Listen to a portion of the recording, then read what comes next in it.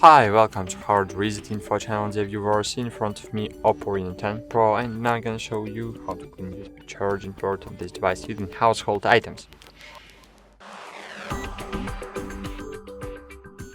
So firstly, remember the one rule: never use metal objects to the connector, so then to make sure USB charging port. I suggest to use old toothbrush, which you no longer use, or just use your toothbrush and buy the new for you. Okay, cool.